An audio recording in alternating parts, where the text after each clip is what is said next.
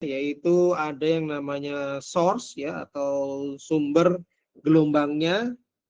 Kemudian ada yang namanya penerima gelombang atau kita sebut dengan receiver ya. Kemudian dari gelombang seismik yang terekam oleh receiver ini nanti kemudian disortir ya oleh suatu alat yang namanya recording device ya. Nah ini nanti macam-macam ya bentuknya. Kalau di akuisisi seismik darat itu biasanya recordingnya berupa kendaraan berupa truk ya. Truknya itu ada semacam ruangan khusus di mana di situ untuk melakukan sorting dan QC dari data seismik yang sudah dilakukan ya. Kemudian kalau di laut ya berarti ada ruangan khusus di kapal gitu ya yang fungsinya untuk mensortir atau meng-QC kualitas data yang sudah didapatkan ya. Jadi 3 komponen itu ya yang utama yang digunakan di akuisisi data seismik ya. Jadi ada source yang pertama, kemudian ada receiver ya, kemudian ada recording device-nya ya. Itu. Nah, nanti source-nya itu jenisnya macam-macam ya. Untuk yang energinya rendah sampai yang energinya tinggi. Kemudian receiver juga sama ya, penggunaannya untuk yang di darat ya, nanti namanya geofone. Kemudian yang di marine ya namanya hydrophone gitu ya. Oke. Nah, ini skema dari perambatan gelombangnya ya dalam bentuk muka gelombang.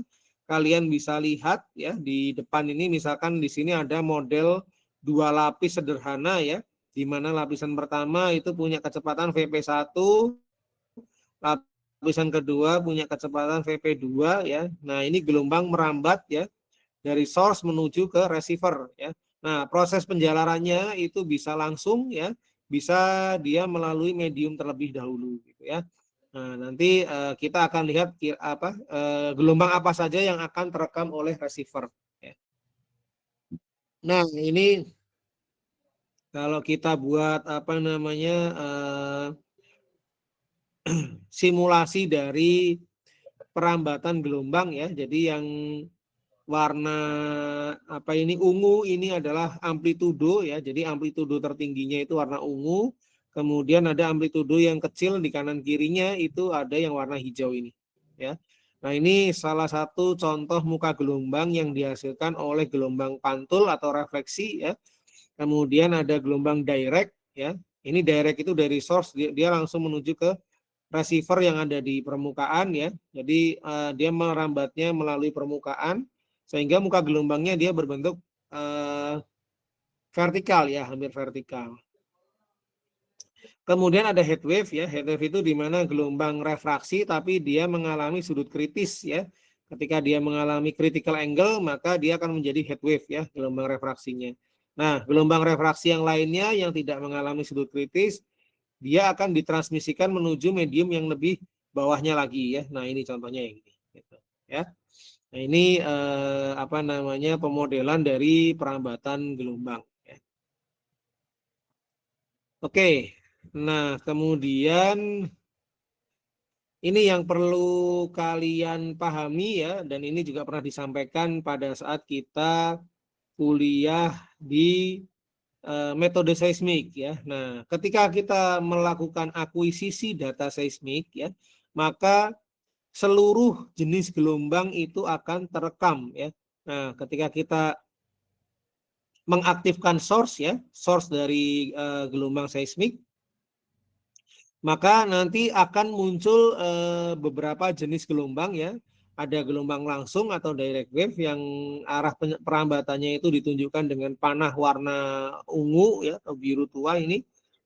Kemudian ada reflected wave ya atau gelombang pantul di mana arah perambatannya itu ditunjukkan oleh panah warna hijau ya. Kemudian ada lagi gelombang refraksi ya. Gelombang refraksi itu yang arah rambatnya ditunjukkan warna merah ya, merah. Nah, ini salah satu gelombang ya. Kalau kita gambarkan seluruh lintasan gelombang yang muncul, maka lintasannya ada beberapa lintasan seperti yang kalian bisa lihat di bawahnya ya. Ini contoh gelombang refleksi dan gelombang heat wave ya, refraksi dengan sudut kritis yang terdiri dari beberapa lintasan. Berarti gelombang ini nanti akan diterima oleh beberapa geofon ya. Nah, bentuknya itu seperti apa sih nanti untuk masing-masing jenis jenis gelombang ini ya. Nah, direct itu dia memiliki bentuk yang linier ya. Direct dan refrak itu memiliki bentuk yang sama ya, sama-sama linier. Hanya bedanya kalau direct wave ya dia memiliki gradien atau kemiringan yang lebih curam dibandingkan refracted wave ya atau gelombang refraksi yang heat wave ya. Oke.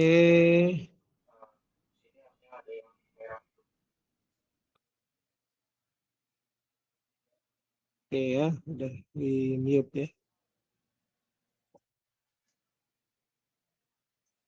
Oke, baik, saya lanjutkan. Ya, tadi kita nyampe di direct wave ya sama refracted wave. Nah, ini kalau kita lihat hasil rekamannya di dalam domain jarak ya, jarak sumber ke receiver atau distance ya. Dan sumbu Y-nya itu adalah waktu tiba. Maka untuk direct wave dia akan membentuk pola garis lurus ya, sama seperti refracted wave, membentuk pola garis lurus, tapi dia memiliki perbedaan kemiringan atau gradien ya. Untuk direct wave dia kemiringannya lebih curam ya. Nah, kemudian yang refracted wave ini kemiringannya lebih landai ya. Nah, direct ini kenapa lebih curam ya karena dia velocity-nya lebih rendah ya. Jadi gradien atau kemiringan itu nilainya berbanding terbalik terhadap kecepatan ya. Jadi ketika kecepatannya rendah maka gradiennya akan tinggi ya, dan kemudian ketika kecepatannya tinggi gradiennya akan rendah ya. Jadi dia lebih landai. Nah, kemudian ada gelombang refleksi ya. Ada gelombang refleksi dia bentuknya hiperbolik ya. Hiperbolik seperti yang ditunjukkan di dalam lingkaran warna hijau ya.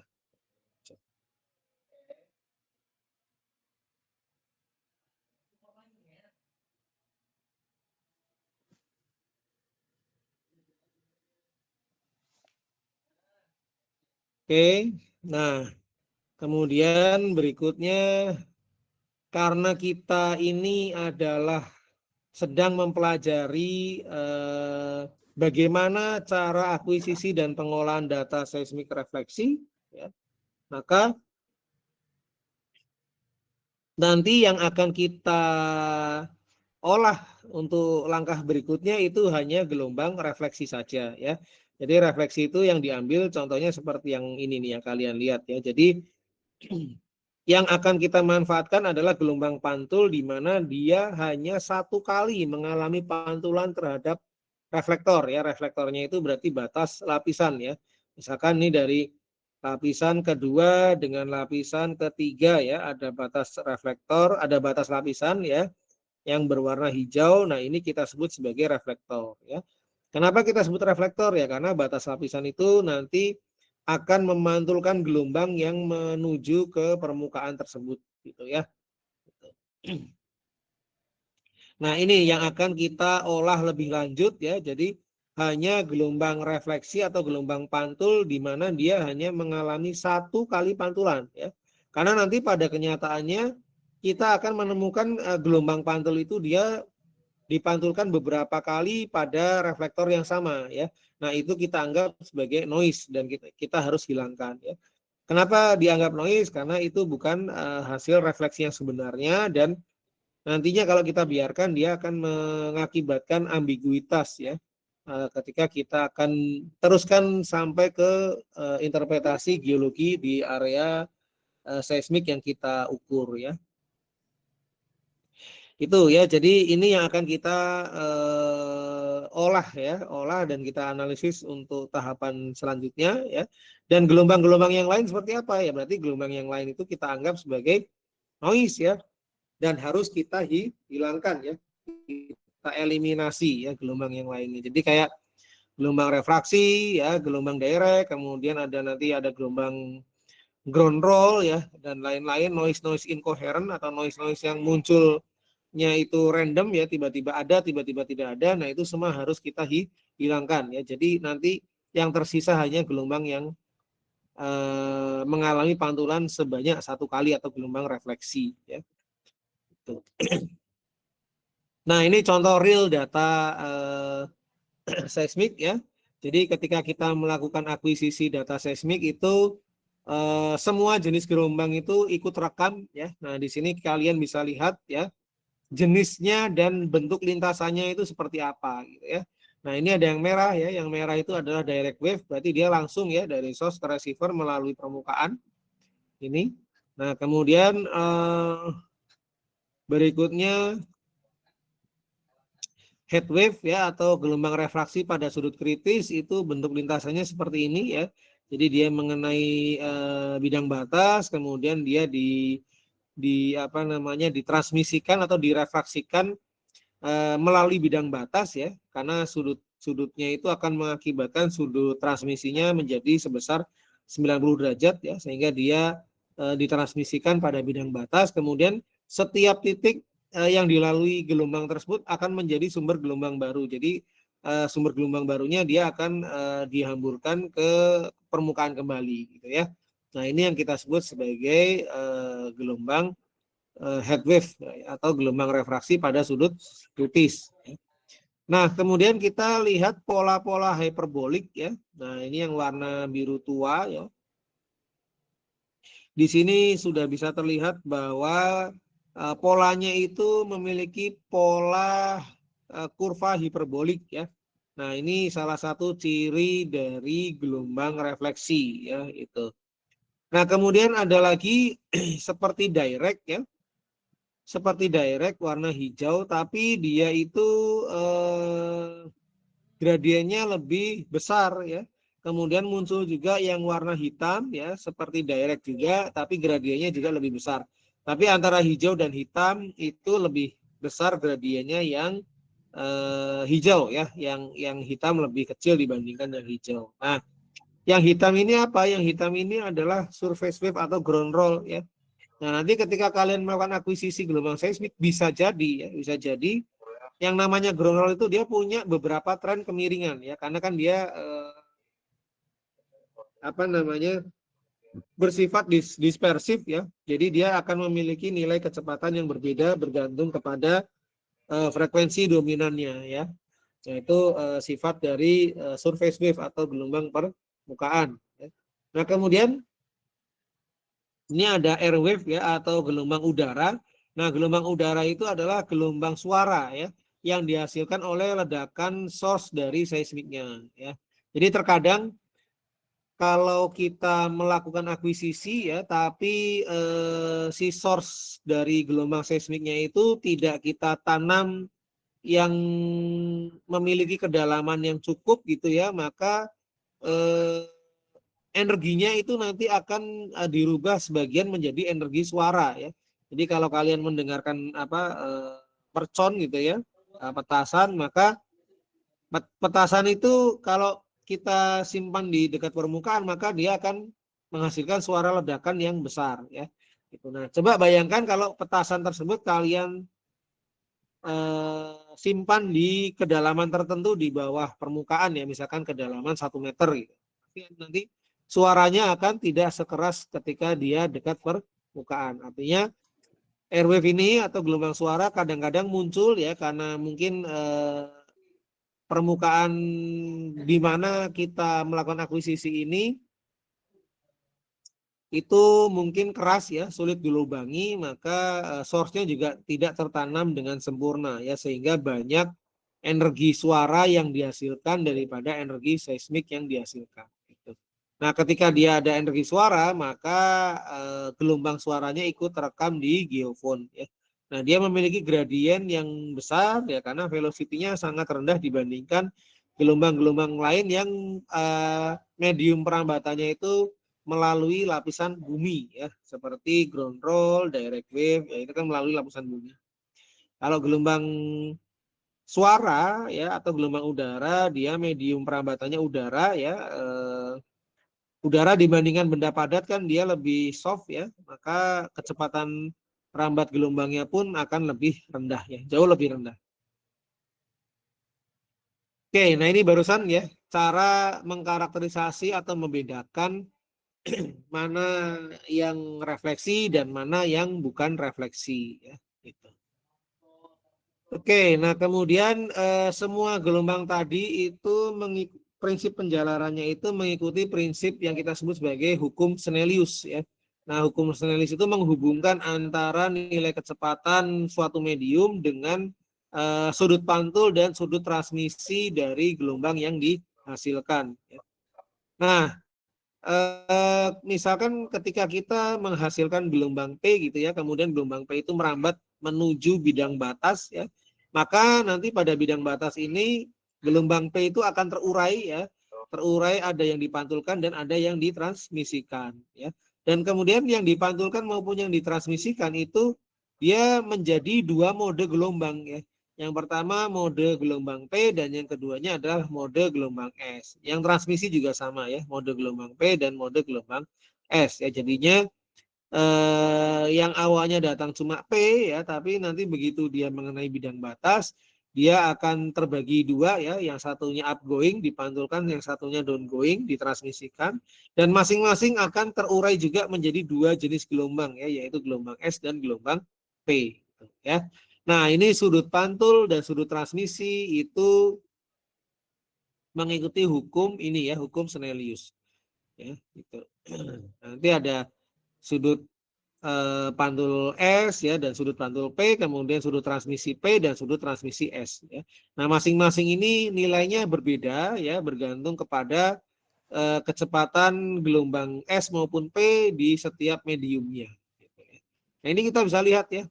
S itu memiliki sudut yang lebih kecil, artinya dia semakin mendekati garis normal ya. Ketika dia mendekati garis normal, sudutnya makin kecil, maka nilai sinusnya pun makin kecil ya. Nah, kalau sinusnya makin kecil, maka velocity S itu lebih kecil dibandingkan velocity P ya, gelombang P. Makanya di sini sudutnya itu untuk yang gelombang S lebih kecil dibandingkan sudut yang gelombang P ya. Mengikuti hukum ini ya, hukum Snellius.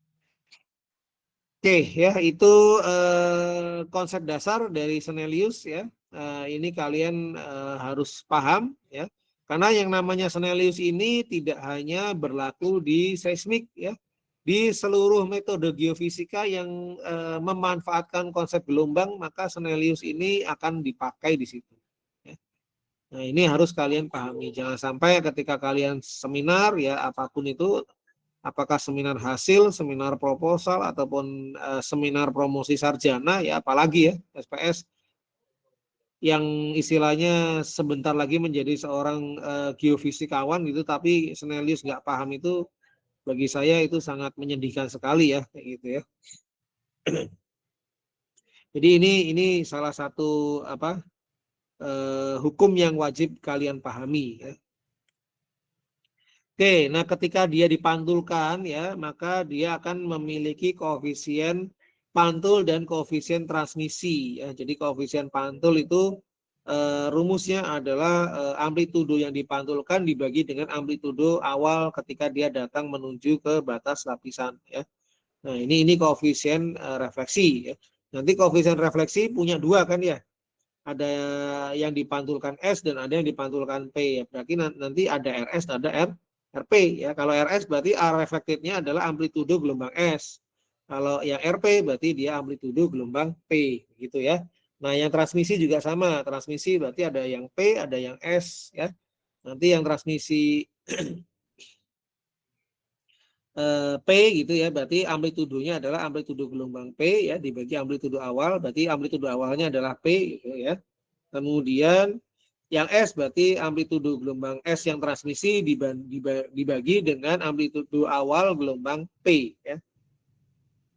Oke, nah ternyata ya nanti nilai dari koefisien refleksi maupun koefisien transmisi ini itu nilainya bergantung kepada sudut datang ya, kemudian bergantung kepada properti fisika setiap medium ya, jadi bergantung kepada VP, VS dan rho dari masing-masing medium ya.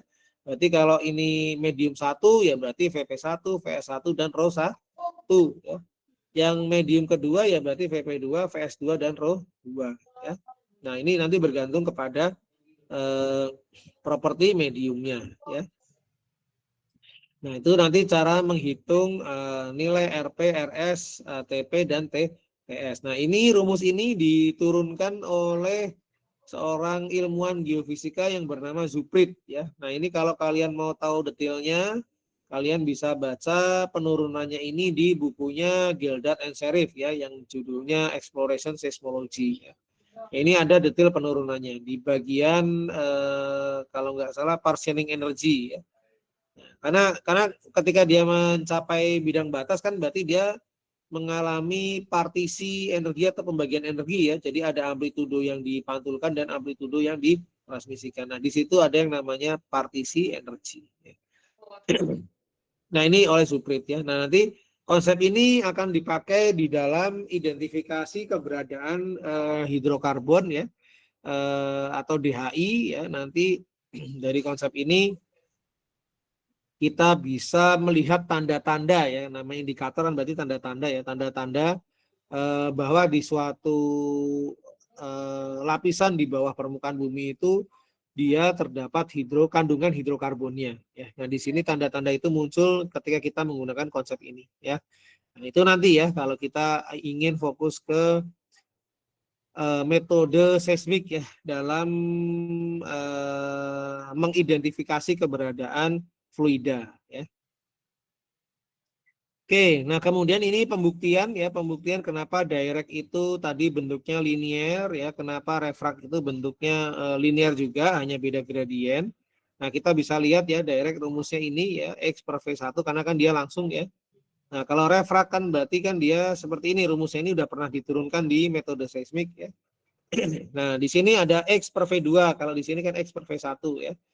Nah, V1 ini kan nilainya lebih rendah daripada V2 ya. Otomatis berarti gradien atau kemiringannya untuk yang lapisan pertama atau direct wave dia memiliki kemiringan yang lebih besar karena V-nya adalah lebih kecil ya dibandingkan yang ini. Ini V2 kan nilainya lebih besar. Nah, yang refrakt dia lebih landai dibandingkan direct. Kenapa? Karena gradiennya ya ketika kita plot di dalam domain X dan T ya, gradien di depan X ini nilainya lebih rendah ya karena velocity 2-nya lebih tinggi. Oke, kemudian berikutnya yang refleksi ya. Nah, refleksi ini pembuktiannya seperti ini ya. Jadi panjang sisi miring ya, sisi miring yang ini adalah penjumlahan kuadrat dari sisi horizontal ditambah sisi vertikal ya. Nah, sisi horizontalnya itu adalah X per 2. Kemudian sisi horizontalnya vertikalnya itu adalah H1 kuadrat ya. Nah, ini H itu adalah depth-nya atau kedalaman si reflektornya ya atau reflection point. Sini kan reflection point namanya ya. Nah, hasilnya ini ya. Nah, kemudian ini kita kita buat T sama dengan ya. Jadi T refleks sama dengan akar bla bla bla per V1 ya.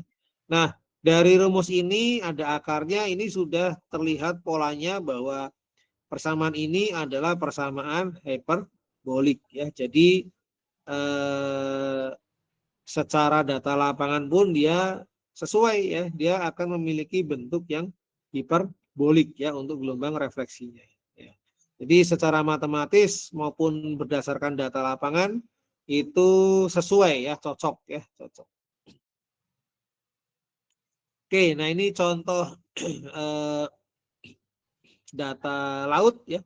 Data laut, jadi ada directnya. Kalau data laut itu direct wave-nya itu tidak se-strong data darat ya, karena dia akan mediumnya air ya, jadi amplitudonya lebih rendah. Kemudian ada refraksi. Nah, ini karena namanya lapisan paling atas kan pasti dia lebih soft ya dibandingkan lapisan yang di bawahnya kan. Nah, misalkan kalau di laut itu berarti lapisan pertamanya air ya, kemudian lapisan keduanya baru si bottomnya ya, si bottomnya. Nah, otomatis kan air dengan si bottom ya keras si bottom ya. Nah, kalau keras si bottom ya berarti velocity si bottom itu lebih besar daripada velocity waternya ya. Itu makanya dia gradiennya lebih landai untuk refraksinya ya. Tuh, nah ini direct wave ya. Ini nilainya 1,5 km per second atau 1.500 meter per second. Nah, ini adalah kecepatan gelombang P di air ya. Jadi VP water itu gelombang P di water di air itu nilai cepat rambatnya 1.500 meter per second ya. Sebenarnya nggak tepat 1.500 tapi 1.490 berapa gitu ya. Jadi dibulatkan menjadi 1.500 ya. Nah, kemudian nanti di data lapangan kita itu muncul juga efek-efek seperti efek difraksi ini ya. Nah, efek difraksi ini bisa disebabkan karena adanya objek-objek yang tajam ya, runcing gitu di bawah permukaan air ya. Nah, sehingga ketika ada objek yang tajam, kemudian ada gelombang tiba ke objek tersebut, maka gelombangnya itu akan dihamburkan ya. Dihamburkan atau difraksikan atau dia mengalami wave scattering ya. Dia hamburan, mengalami hamburan. Nah, bentuk hamburannya itu yang diterima receiver itu nanti seperti ini ya. Ini. Nah, bentuknya berupa kurva hiperbolik ya. Nah, nanti kita pada saat masuk langkah migrasi nanti akan dibahas detail ya. Kenapa sih kalau hamburan gelombang itu bentuknya apa ini? Hiperbolik ya. Nah, nanti akan dijelaskan secara lebih detail. Nah, oke. Kemudian berikutnya terkadang tadi ya seperti yang saya sebutkan di slide sebelumnya, terkadang apa namanya gelombang itu dia akan mengalami pantulan lebih dari sekali ya. Nah,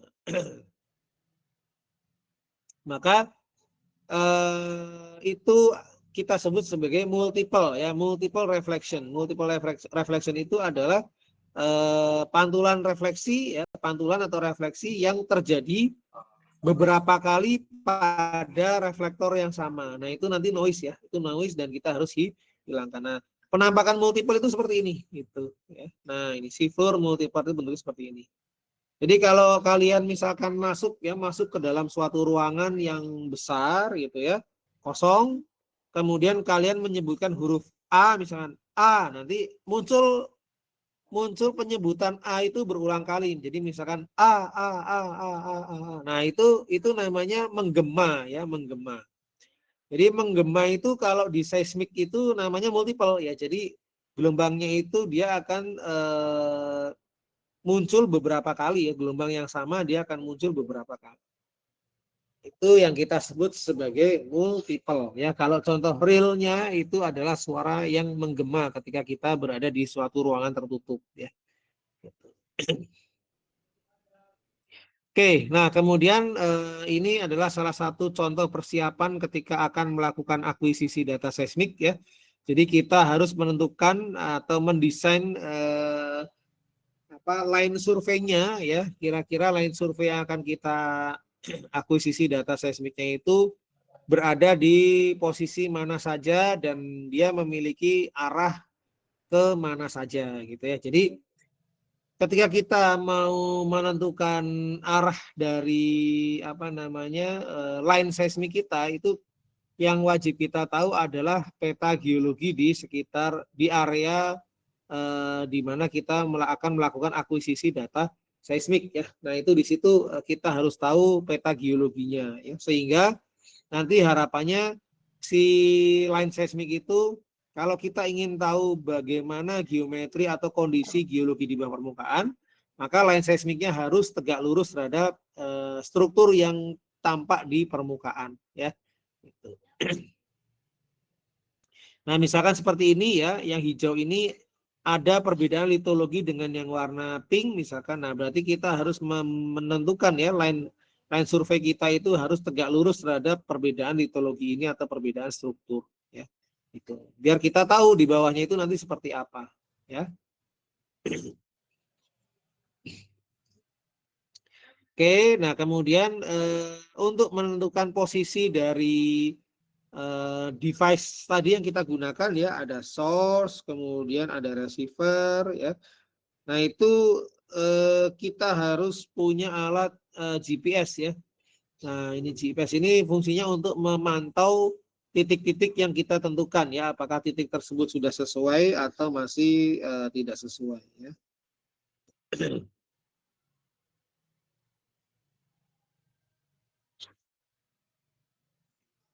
Oke, sebentar ya, sebentar.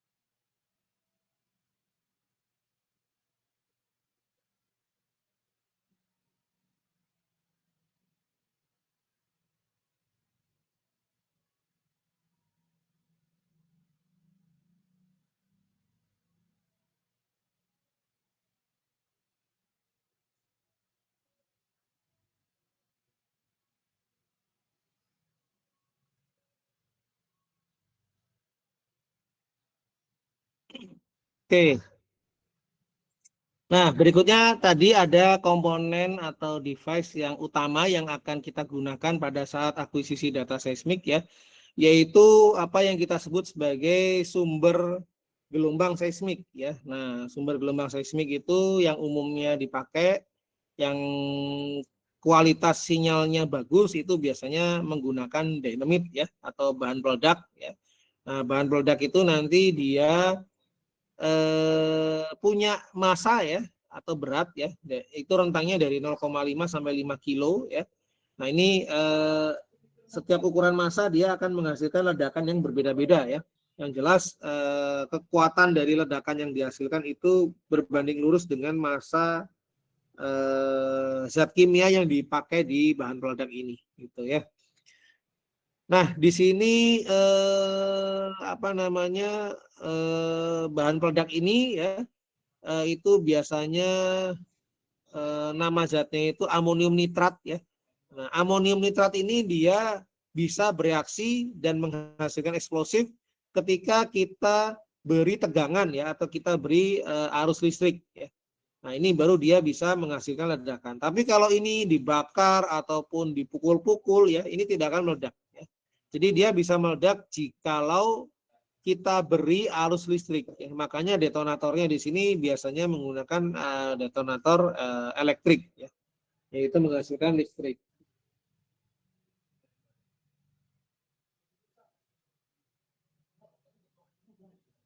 Sebentar, sebentar ya.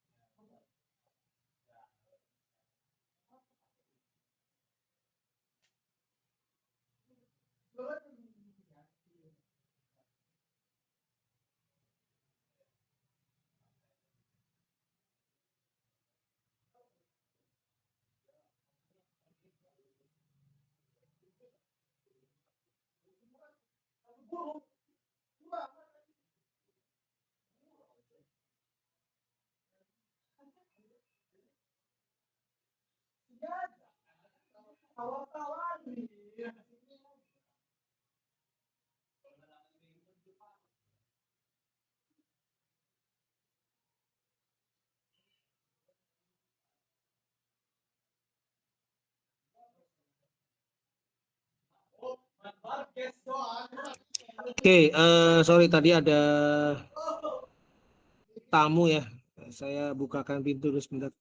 Oke, saya lanjutkan ya tadi. Jadi ini untuk komponen bahan peledak ya kita menggunakan ini dinamit ya. Nanti apa namanya bahan kimianya itu biasanya amonium nitrat ya. Dan itu baru bisa meledak kalau kita beri arus listrik ya. Nah, ini ada tahapan yang namanya drilling dan charging ya. Jadi bahan peledak tadi itu tidak ditaruh di permukaan ya, tapi kita apa namanya? Kita tanam ya, kita tanam dengan kedalaman tertentu, kemudian baru kita isi bahan peledak itu ke lubang yang kita buat ya. Tujuannya apa? Tujuannya agar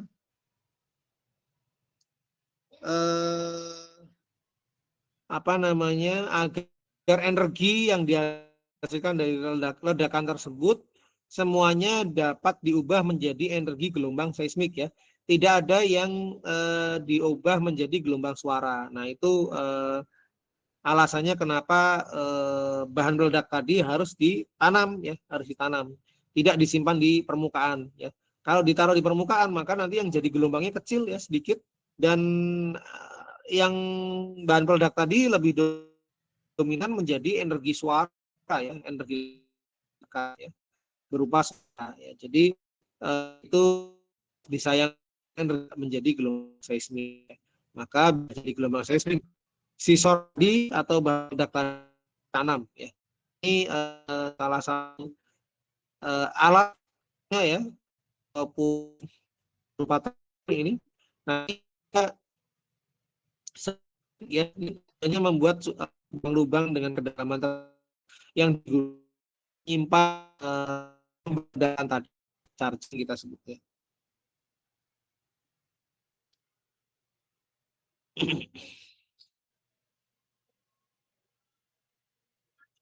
Oke, berikutnya, nah ini masih drilling and charging ya. Ini alatnya sama juga,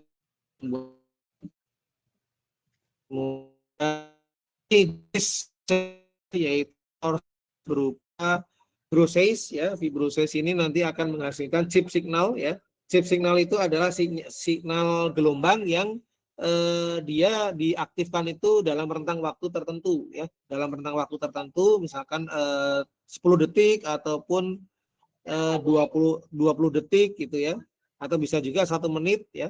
Nah, ini nanti gelombang yang dihasilkan itu berupa sinyal chip ya. Sinyal chip itu adalah sinyal yang dia itu frekuensinya berubah ya, dari frekuensi rendah ke frekuensi tinggi, kemudian nanti frekuensinya turun lagi ke frekuensi yang rendah ya. Jadi itu yang disebut sebagai chip signal. Nah, ini alatnya fibrosis ya. Kemudian kalau kita akuisisi di marine atau di air ya, kita menggunakan source-nya itu berupa airgun. Nah, ini kurang lebih bentuknya seperti ini. Ada tadi. Mas Ali, sama Mas Ali.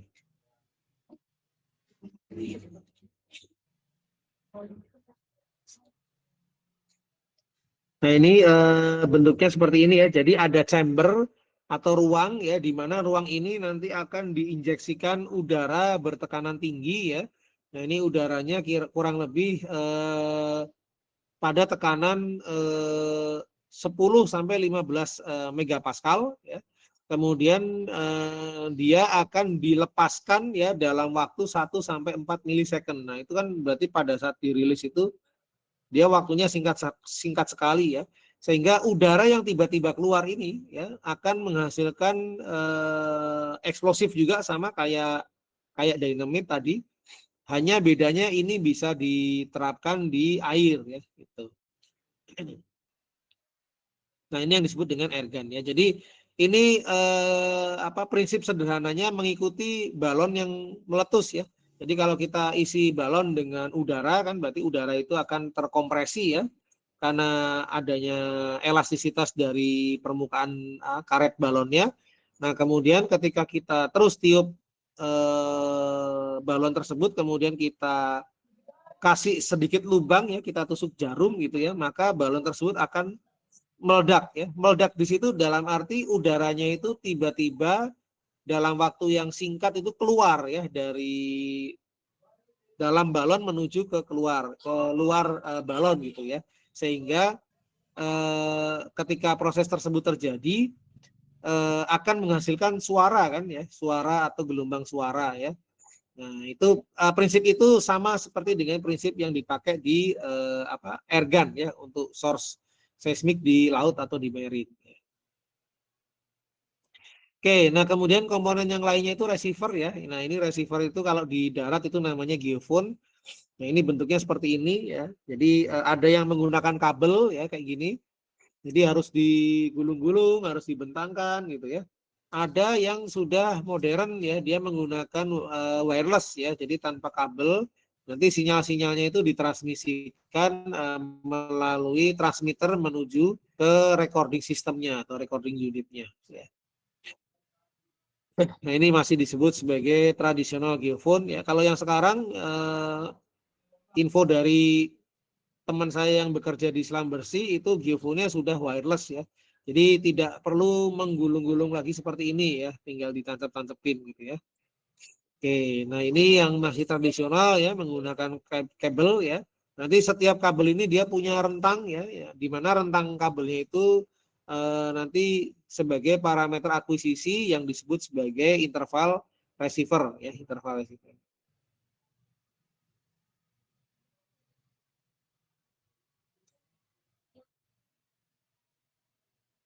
Oke, kemudian berikutnya, nah ini recording track tadi ya. Jadi setelah kita melakukan penembakan ya atau kita aktifkan source gelombangnya, maka gelombang seismik itu akan direcord ya atau direkam oleh receiver ya. Nah, itu ketika sudah direkam oleh receiver itu gelombang tersebut harus kita analisa atau kita QC ya. Kita lihat bagaimana kualitas sinyal yang dihasilkan dari source-nya gitu ya. Dan kemudian bagaimana kondisi receiver pada saat gelombang seismik tersebut diaktifkan. Jangan-jangan ada beberapa receiver yang mati atau tidak berfungsi ya. Nah, ini nanti dilihat atau di QC oleh beberapa orang di recording track tadi itu ya atau recording unitnya gitu. Nah ini harus dicek ya. Nanti misalkan kualitasnya kurang baik ya berarti harus kita repeat, kita ulang ya, kita ulang sampai kita mendapatkan data yang layak untuk kita lanjutkan ke proses berikutnya yaitu pengolahan data seismik refleksi ya. Nah ini kurang lebih contoh ya, contoh data yang dihasilkan dari akuisisi data seismik ya. Nah ini nanti data ini akan mengalami beberapa tahapan pengolahan data ya. Ada misalkan ada static correction, ada deconvolution, ada filtering ya. Kemudian ada apa suppression dari non refleksi ya. Berarti kayak tadi ya, ada direct, ada refract, ada apa lagi tadi? Ground roll ya, ada multiple, itu semua harus kita suppress atau kita harus eliminasi ya. Karena itu kan tidak diperlukan ya. Yang kita perlukan itu hanya gelombang refleksi ya. Nah, ini yang perlu kalian ingat ya, refleksi yang akan kita pakai di perkuliahan kita sekarang ya. Jadi kita akan memanfaatkan gelombang pantul untuk melihat atau mencitrakan kondisi geologi di bawah permukaan ya. Tuh. Kemudian setelah kita lakukan supresi, kita lakukan analisa velocity ya atau velocity analysis. Kemudian kita lakukan removal efek dari source receiver offset ya, berarti kita melakukan NMO correction. Nah, nanti kita akan jelaskan ya detailnya seperti apa ya NMO correction ini. Kemudian stacking ya, stacking itu salah satu apa cara untuk meningkatkan sinyal to noise ratio ya, itu namanya stacking. Nah, di dalam stacking itu prinsipnya sederhana ya, dia hanya prinsip superposisi gelombang. Ya. Nah, superposisi gelombang itu nanti gelombang yang koheren atau gelombang yang memiliki fasa yang sama, dia akan mengalami interferensi konstruktif ya. Sedangkan gelombang yang random yang biasanya noise ya, sifat noise itu kan dia random ya, kadang muncul kadang enggak. Nah, ketika dilakukan stacking atau superposisi, maka dia akan saling melemahkan ya. Maka di sini setelah kita stacking nanti kita akan mendapatkan kualitas data yang lebih baik ya atau sinyal to noise rasionya lebih tinggi. Kemudian ada migration ya, migration ini tadi ya salah satunya untuk menghilangkan efek difraksi ya. Itu kita menggunakan migration. Nah, nanti akan kita bahas detail ya. Selain difraksi apalagi efek-efek yang harus kita koreksi pada saat kita melakukan migration ya. Nah, ini kurang lebih data stack ya atau data seismik yang belum dilakukan pengolahan secara sempurna ya, baru ala kadarnya, tapi di sini kita sudah bisa melihat, oh kira-kira berarti di area sini ada tinggian ya antiklin ya, di area lainnya dia lebih rendah ya. Nah, di sini yang belum lengkap apa? Nah ini efek-efek difraksi ya. Jadi masih ada efek difraksi yang muncul ya, yang berbentuk kurva hiperbolik. Kan kalau kayak gini nggak ada ya, masa ada reflektor bentuknya kayak gini kan, saling berpotongan itu nggak mungkin ya. Nah, nanti yang event-event hiperbolik ini ya atau efek difraksi ini harus kita koreksi lagi dengan migrasi ya. Nanti hasilnya seperti ini ya. Nah, ini efek difraksinya sudah berkurang jauh dibandingkan sebelumnya ya. Nah, kita bisa lihat di sini ada onlap ya. Ini kan lipatan ya, kemudian di dalam lipatan ada sedimen sehingga dia menghasilkan pola-pola onlap ya. Nah, kemudian di sini ada beberapa diskontinuitas reflektor ya yang menandakan bahwa di situ ada sesar ya atau patahan. Jadi ini adalah hasil dari pengolahan data seismik ya. Oke. Silakan kalau ada yang mau ditanyakan ya sebelum saya lanjut ke satu slide lagi ya.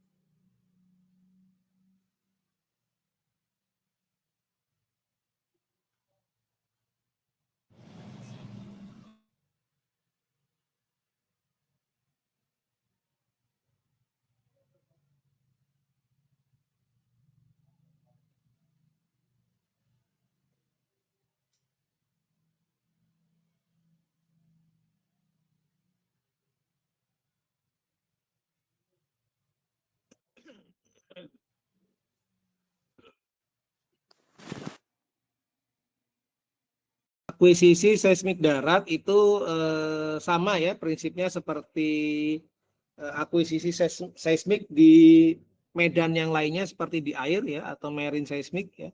Itu bedanya hanya posisinya saja ketika kita akuisisi ya. Kalau di darat itu ya berarti kita di darat. Kalau seismik laut berarti kita posisinya di laut ya akuisisinya gitu.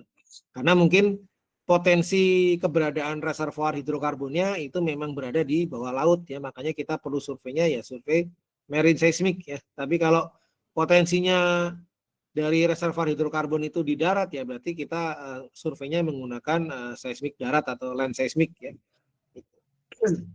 Nah, tadi ya komponen utamanya masih sama ya, semua metode seismik itu komponen akuisisinya sama, ada sumber gelombang seismiknya, ada penerima dan ada registration unit atau recording unit ya tadi ya sama saja ya. Jadi ini untuk mensorting data dan meng-QC datanya, hasil rekaman ya. Nah, kemudian ini beberapa sifat dari sumber gelombang seismik ya, itu yang pertama dia harus mudah digunakan ya, kemudian mudah diolah gitu ya untuk mendapatkan sinyal yang baik ya, kemudian frekuensi spektrumnya itu lebar ya. Kalau frekuensi spektrumnya lebar kan berarti dia memiliki kualitas sinyal yang tajam ya. kemudian energinya cukup ya. Kenapa energinya cukup? Harus cukup ya karena kan target-target kita itu berada jauh di bawah permukaan ya. Jadi kalau energi seismiknya kurang ya maka penetrasi dari gelombangnya tidak sampai ke dalam ya. Kalau tidak sampai dalam ya berarti kita tidak bisa melihat potensi reservoir hidrokarbon yang posisinya ada jauh di bawah permukaan gitu ya. Nah, kemudian repeatability itu mudah diulang ya. Jadi jangan sampai source seismik itu memiliki kesulitan yang tinggi ketika kita akan mengulang akuisisi seismiknya kembali gitu ya. Karena kan ketika source itu diaktifkan ya, kemudian kita mulai proses perekaman gelombang seismik itu tidak semua kita langsung mendapatkan hasil dengan kualitas yang baik ya. Kadang hasilnya itu yang pertama jelek ya. Kenapa jelek ya? Mungkin karena ada geofonnya yang tidak terpasang sempurna ataupun ada noise selain source seismik ya. Ya misalkan ada binatang jalan itu dia kan juga ikut terekam gitu ya, terekam oleh receiver ya. Jadi kondisi-kondisi seperti ini itu adalah kondisi di mana apa namanya akuisisi data seismik itu perlu diulang kembali gitu ya. Nah ini source ini harus punya sifat bahwa ketika akan dilakukan pengulangan akuisisi ya harus mudah gitu ya menggunakan source itu. Gitu. Kemudian secara cost ya pasti harus minimal ya. Jangan source seismik itu justru biayanya mahal ya. Itu. Nah kemudian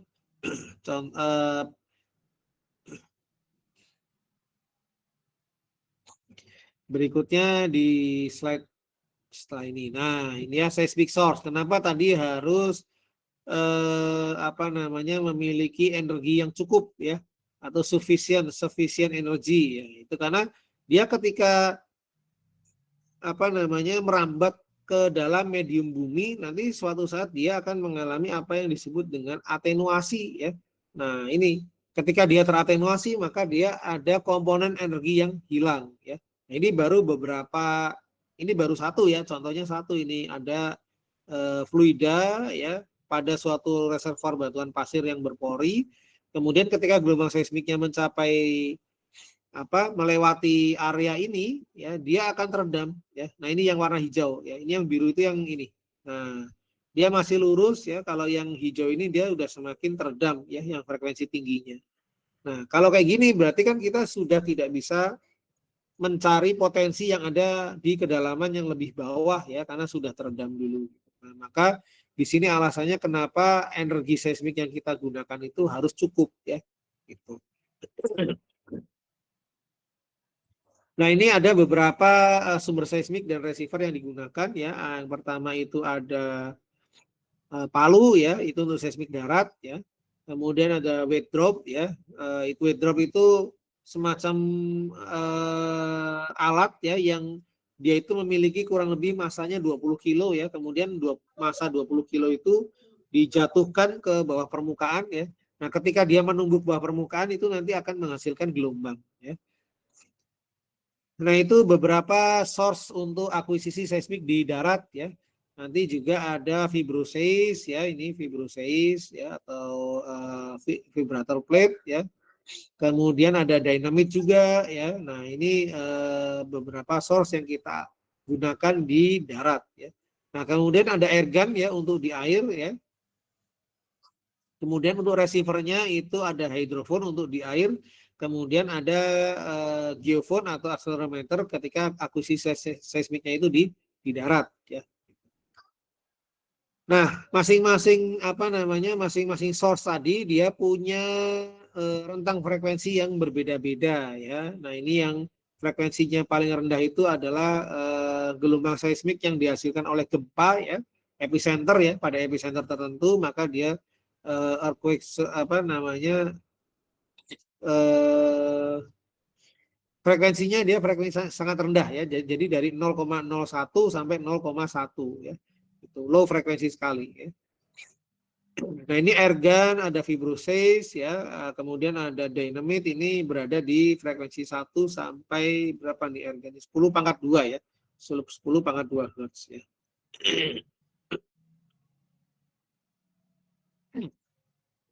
Itu ya, ini rentang frekuensinya. Nah, kemudian ini mirip fibrosis ya. Jadi fibrosis itu mirip seperti ini, prinsip kerjanya dia menghasilkan getaran beberapa kali gitu ya, yang kita sebut sebagai chip ya, tadi chip signal. Nah, ini frekuensi yang dihasilkan itu nanti bervariasi ya, dari 10 sampai 300 Hz. Jadi dia nilainya dari yang frekuensi rendah dulu, kemudian vibrasinya itu lama-lama makin cepat ya, sehingga gelombang yang dihasilkan itu akan memiliki frekuensi yang tinggi ya. Jadi nanti rentang frekuensinya itu dari 10 sampai 300 Hz ya. Gitu. Nah, ini sumber-sumber ledakan yang lain ya, bom ya, bisa ledakan nuklir ya, ada shotgun juga ya. Nah, ini bisa kita gunakan untuk yang sifatnya eksplosif ya. Gitu. Nah, kalau di permukaan ya ada weight drop, ada palu ya. Itu bisa kita gunakan. Nah, tadi vibrator atau fibrosis itu termasuk source dengan sinyal yang bersifat kontinu ya. Nah, dia punya rentang dari frekuensi rendah ke frekuensi tinggi. Nah, ini kita sebut sebagai chip signal ya. Chip signal. Jadi signal yang berbentuk perubahan frekuensi yang sifatnya itu apa namanya kontinu ya, perubahan frekuensinya ya. Oke, sebentar ya, ini laptop saya baterainya habis ya.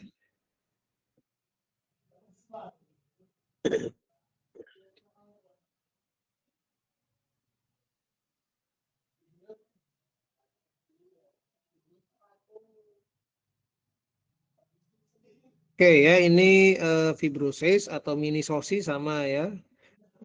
Nah, ini weight drop ya. Jadi bebannya itu nanti ditaruh di ketinggian tertentu kemudian dirilis ya. Rilisnya itu bisa dilepaskan saja gitu. Ada yang sambil didorong gitu ya. Nah, itu tergantung mode atau jenis alatnya ya. Yang paling sederhana dirilis, dilepaskan.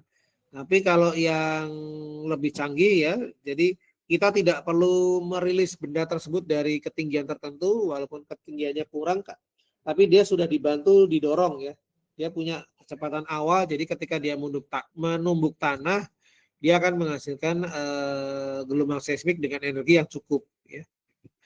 Kemudian ada dynosis ya, ini dinamit yang untuk seismic explosion ya. Nah, ini tadi sudah saya ceritakan di awal bahwa nanti energi gelombang yang dihasilkan bergantung kepada massa dari bahan peledak yang digunakan ya. Semakin banyak massanya ya berarti energi yang dihasilkan akan semakin besar ya. Nah, ini tadi ya, ini sudah dijelaskan. Nah, kemudian ini beberapa kriteria hasil ledakan ya, hasil ledakan. Jadi kalau kita akuisisi seismik di permukaan tanah yang densitinya tinggi atau yang rapat ya, padat, solid gitu ya, maka di sini kita akan menghasilkan energi seismik yang memiliki frekuensi yang tinggi ya, atau resolusi data seismik yang bagus gitu ya. Tapi kalau permukaan tempat akuisisi gelombang seismiknya itu tanah yang gembur ya, maka di situ akan bersifat absorpsi ya, menyerap energi sehingga nanti kualitas data yang dihasilkan itu dia memiliki kualitas data yang kurang baik ya, karena banyak mengandung low frekuensi atau frekuensi rendah ya. Nah, kemudian ada yang namanya velocity ya. Velocity di sini adalah maksudnya velocity dari permukaan tanah ya. Jadi kalau permukaan tanah itu nilai apa namanya ketika kita memberikan ledakan, kemudian tanah yang kita tempati itu mengalami apa namanya pergerakan ya sebesar 5 cm per second, itu berarti masih aman untuk infrastruktur di sekitarnya gitu ya. Tapi kalau lebih dari 5 second per second, 5 cm per second ya, maka itu sangat tidak aman untuk infrastruktur yang berada di daerah tersebut gitu ya. Nah, ini ada kriteria untuk kecepatan tanah ya. Maksudnya kecepatan osilasi ya, bukan kecepatan gelombang, ini kecepatan osilasi tanah ketika ada source gelombang seismik. Kemudian detonation pressure ini tekanan yang dihasilkan ketika bahan peledak tersebut diaktifkan ya. Nah, ini tekanannya 2 sampai 4 gigapascal ya.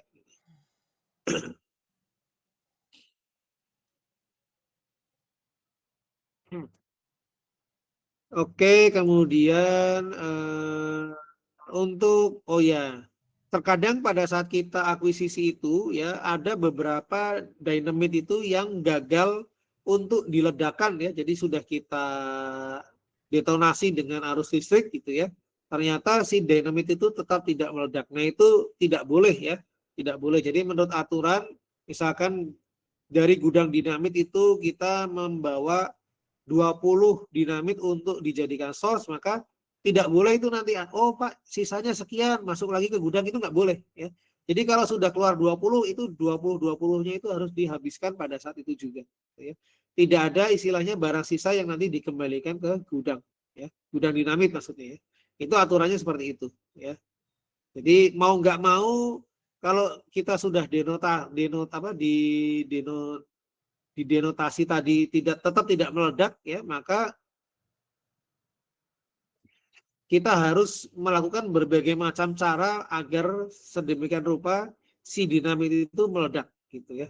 Jadi nggak boleh dinamit itu dikembalikan ke gudang awal pengambilan ataupun ditinggalkan begitu saja, itu nggak boleh ya, karena itu berbahaya. Jadi suatu saat kalau memang ada misalkan ya, misal ternyata ada proses alam tertentu yang menghasilkan arus listrik, nah itu bisa tiba-tiba meledak ya. Nah itu bahayanya di situ. Makanya tidak boleh ditinggal ataupun kalau sisa tidak boleh dikembalikan lagi ke gudang. Jadi harus semua yang ambil dari gudang itu harus habis. Oke, nah kemudian tadi sudah saya jelaskan bahwa ketika seismik darat sebelum kita meledakkan atau mengaktifkan source dari gelombangnya itu kita harus membuat lubang ya. Ada yang namanya drilling and charging tadi ya. Nah, di sini ada ketentuan atau rumus ya. Berapa jari-jari lubang yang harus kita buat ya berdasarkan jenis rocknya atau rock type-nya, jenis batuannya, dan berat dari bahan peledak yang digunakan gitu ya. Jadi semakin berat bahan peledak yang digunakan artinya radius si lubang itu harus semakin besar ya. Nah, kalau semakin sedikit bahan peledak yang kita gunakan ya beratnya, berat dari bahan peledak yang akan kita gunakan itu kecil ya, maka jari-jari yang kita buat pun ikut mengecil gitu ya. Nah, itu semua mengikuti persamaan ini ya. Jadi B itu adalah konstanta yang berkaitan dengan tipe batuannya ya.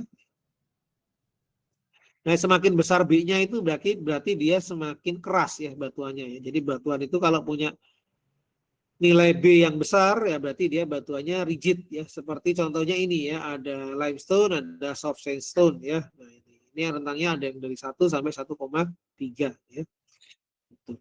Kemudian B tadi berat dinamitnya ya, berarti berat amonium nitrat yang digunakan sebagai bahan peledaknya itu berapa. Semakin besar bahan peledaknya ya berarti jari-jarinya harus besar ya, harus besar. Kemudian kalau kita tadi punya jenis-jenis batuan seperti granit ya, chalk, kemudian limestone, soft sandstone, clay ya. Nah itu masing-masing kan kita dapatkan nilai B-nya ya. Dari perbedaan itu kita bisa lihat bahwa beberapa jenis batuan ini itu ternyata gelombang seismik yang mengalir itu hanya di rentang 4%-nya saja atau 9%-nya atau 10 sampai 20%-nya ya. Tidak sampai 50% ya. Jadi kalau kita punya energi energi dari sumber seismik gitu ya, misalkan energinya 100 joule ya, maka hanya 9 joule itu yang akan diteruskan ke medium yang ada di bawahnya ya. Jadi banyak energi yang terabsorpsi karena permukaan tanah ketika kita melakukan akuisisi data seismik ya. Gitu. Nah, maka dari itu di sini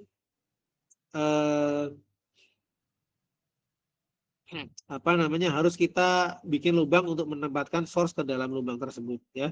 Nah, kemudian kriteria yang lain misalkan kita membuat lubang kemudian kita nemu air ya.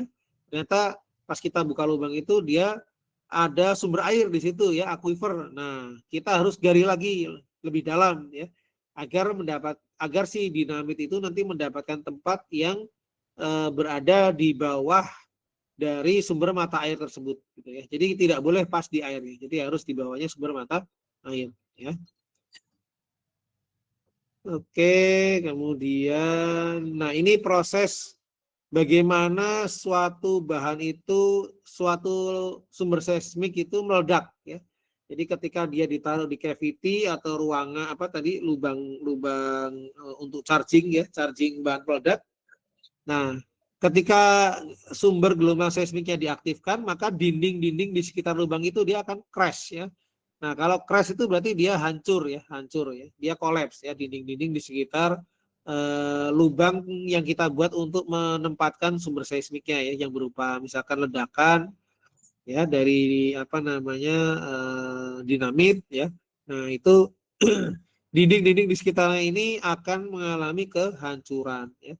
Nah, kemudian fase berikutnya yaitu fase yang lebih luarnya lagi ini akan memiliki sifat plastik ya. Jadi kalau misalkan kita buat lubang untuk ditempatkan dinamit ya, kemudian kita ledakan atau kita aktifkan sumber gelombang seismiknya, maka si area di plastik flow ini dia akan merubah jari-jari tapi dia tidak kembali ke bentuk semula ya. Misalkan awalnya kita buat lubang jari-jarinya berapa tuh? Misalkan 5 ya. 5. Nah, kemudian dengan jari-jari 5 itu ketika dinamitnya diaktifkan kan meledak ya. Nah, nanti 5 cm itu akan berubah menjadi misalkan 10 cm ya. Nah, di area 5 sampai 10 cm itu terdapat suatu zona yang kita sebut sebagai zona plastis ya. Gitu. Nah, baru setelah zona plastisnya maka gelombang baru bisa melewati medium yang sifatnya elastis ya gitu. Jadi ini tahapan pada saat mengaktifkan source seismik ya. Jadi yang dinding-dinding di sekitar lubang itu dia pertama akan hancur, kemudian dinding di luarnya itu dia akan mengalami fase plastik ya. Plastik itu berarti kalau dia udah mekar dia tidak kembali ke bentuk semula. Jadi dia fasenya adalah plastis. Ya. Dari fase plastis ke yang lebih luar lagi baru disinilah kita mendapatkan fase elastik ya. Jadi kalau fase elastik ini nanti si gelombang seismiknya itu merambat dari source, ada yang dipantulkan, ada yang direct, ada yang refrak ya, ada yang refleksi. Nah, semuanya muncul di sini ya. Nah, ini silakan bisa kalian baca, ini jarak aman ya. Ketika ada source seismik itu akan melakukan akuisisi di sekitar obstacle-obstacle ini ya. Ada pipa ini ya, apa namanya pipa air itu jaraknya misalkan 60 meter, kabel telepon 12 meter, rel kereta api 30 ya,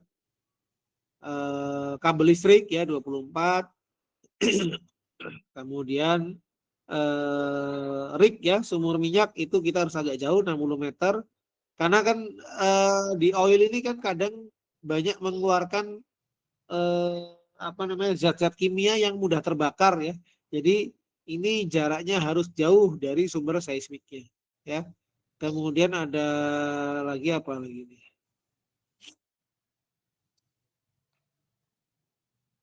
Nah, ini ground velocity yang tadi kita apa namanya bahas di slide sebelumnya ya, bahwa yang aman itu adalah kurang dari 5 cm per second ketika tanah kita mengalami pergerakan ya. Misalkan di tempat kita itu sedang ada akuisisi seismik ya. Nah, source-nya itu berada di dekat rumah kita, kemudian source-nya itu akan menghasilkan pergerakan tanah sebesar ini. Kecepatannya 5 cm per second. Nah, ini nanti ini kalau kurang dari ini berarti aman ya. Kalau lebih dari 5 cm per second dia bahaya ya.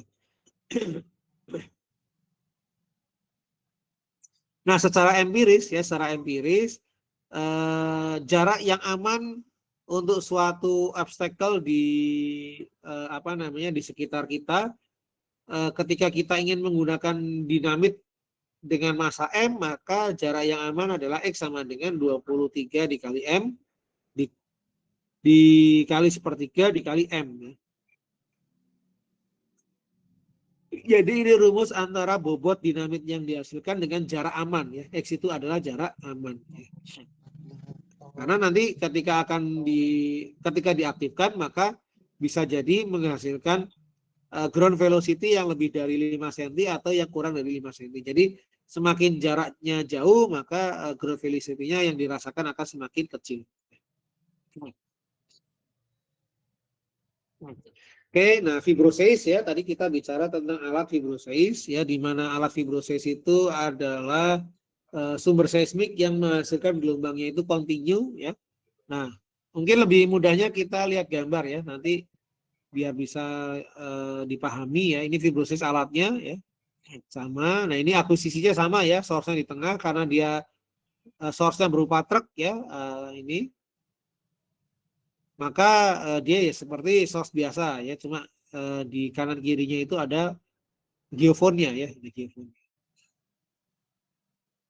Nah, ini yang disebut chip signal ya. Jadi chip signal yang dihasilkan oleh apa ini fibrosis ya, itu memiliki rentang apa namanya rentang sinyal sebesar 7 sampai 35 second. Nah, ini lumayan lama nih ya.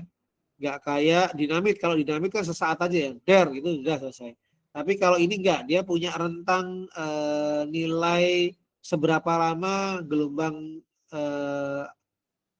chipnya itu harus dihasilkan gitu ya. Nah, yang dimaksud chip itu apa ini ya? Nah, ini dari frekuensi rendah ke frekuensi tinggi. Ya, ini yang disebut dengan chip signal ya. Nah, ini cara mendapatkannya nanti gimana? Begitu kita akuisisi ini, kita tidak bisa langsung mendapatkan data seismik yang bisa kita lihat di mana posisi reflektornya. Ya, seperti ini aja ya. Ini kan kita nggak tahu nih posisi reflektornya itu yang mana. Nah, maka dari itu nanti perlu dilakukan antara wavelet sumber dari refraksinya dikonvolusi dengan apa ini namanya sinyalnya itu sendiri ya. Jadi ini disebutnya sebagai autokonvolusi ya, autokonvolusi. Nah, ini sinyalnya awalnya kan seperti ini ya. Ini sinyal yang dihasilkan dari reflektor pertama, ini sinyal yang dihasilkan dari reflektor kedua, ini sinyal yang dihasilkan dari reflektor ketiga. Nah, ini kita jumlahkan untuk mendapatkan trace di posisi receiver tersebut gitu ya. Tapi trace ini kan tidak terlihat jelas ya. Reflektor yang atas mana, yang bawah mana, yang tengah mana. Karena kan semuanya hampir mirip ya. Mirip. Nah, maka dari itu hasil penjumlahan ini perlu dilakukan korelasi ya, korelasi antara wavelet sumber dengan hasil stacking tadi ini. Nah, nanti barulah ya ketika kita korelasi barulah muncul nih. Oh, ini reflektor pertama, ini reflektor kedua, ini reflektor ketiga gitu ya. Jadi saya koreksi tadi bukan konvolusi ya, tapi korelasi. Jadi sinyal apa namanya? Sinyal fibrosis itu bentuknya seperti ini ya. Nah, ketika dia diaktifkan di atas permukaan, maka nanti kita akan menerima pantulan dari chip signal ya dari reflektor pertama bentuknya seperti ini. Kita akan menerima pantulan dari reflektor kedua bentuknya seperti ini. Kita akan menerima pantulan dari reflektor ketiga bentuknya seperti ini. Nah, ini kalau kita jumlahkan ya, karena kan kita menggunakan satu trace ya, maka hasil yang diperoleh itu seperti ini. Gitu. Nah, ini kan nggak jelas ya. Mana sih pola reflektornya? Nah, maka dari itu hasil penjumlahan ini perlu dilakukan cross korelasi dengan sinyal yang awal digunakan. Ya. Nah, ini nanti dapatnya ya kita sudah lakukan korelasi.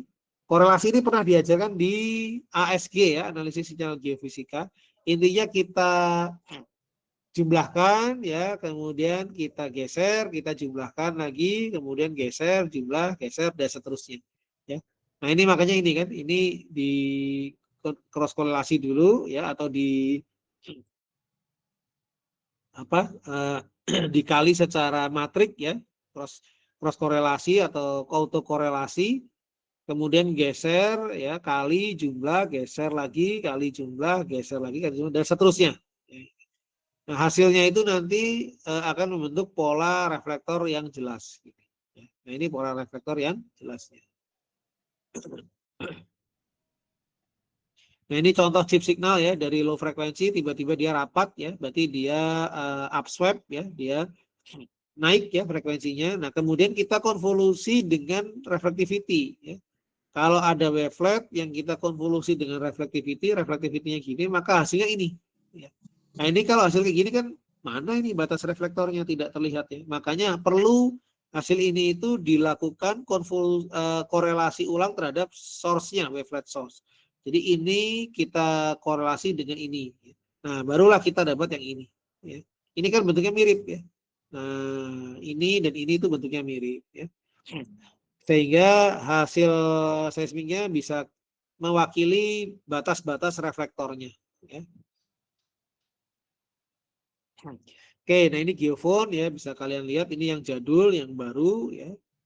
Nah, ini yang baru dengan apa namanya beberapa komponen ya.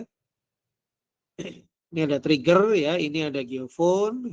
Kemudian, nah ini geofonnya satu tapi dia punya 3 komponen ya. Komponen apa? Receivernya dia bisa merekam gelombang yang getarannya arah barat timur, dia juga bisa merekam gelombang yang arah getarannya utara selatan, dan dia juga bisa merekam gelombang yang getarannya atas dan bawah gitu ya. Nah, ini geofon 3 komponen ya. Oke, nah ini kalau geofon kita bongkar ya, dalamnya geofon seperti ini, ada massa, ada lilitan, kemudian ada pegas ya, di sini ada pegas, kemudian ada dampingnya. Ya.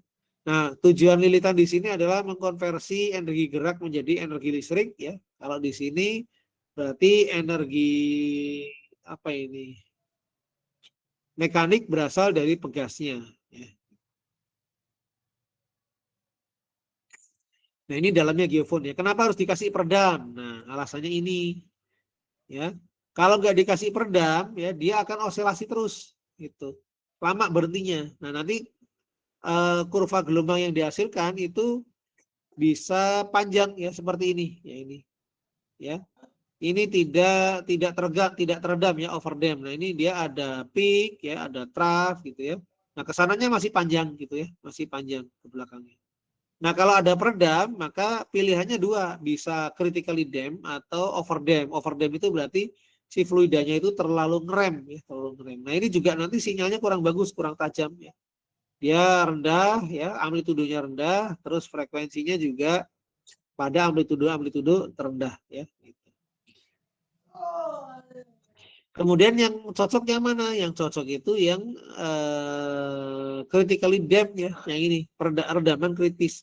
Jadi dia punya energi yang tinggi, hanya saja setelah melewati waktu tertentu dia energinya menjadi rendah. Ya. Nah, beda dengan yang lainnya. Kalau yang tadi underdam ya, underdam itu dia eh,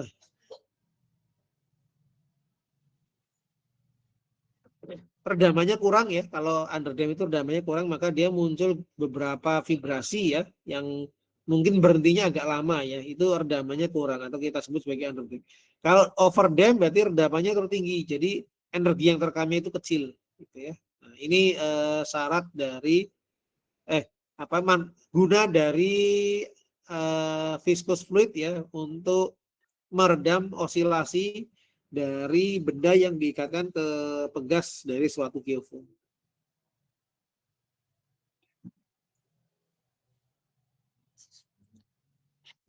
Oke ya, jadi itu dalamnya geofon ya, ya baik apa namanya untuk yang darat maupun air. Kalau yang di air itu nanti sensornya bukan pegas ya. Kalau yang di air itu sensornya itu adalah piezoelektrik. Jadi dia nanti akan memiliki sensitivitas terhadap perubahan tekanan. Ya. Nanti akan dijelaskan ketika akuisisi laut. Ya. Nah, untuk darat itu sensornya ini menggunakan pegas. Oke, mungkin untuk hari ini pertemuannya sampai sini dulu ya materinya. Silakan kalau ada yang ditanyakan ya.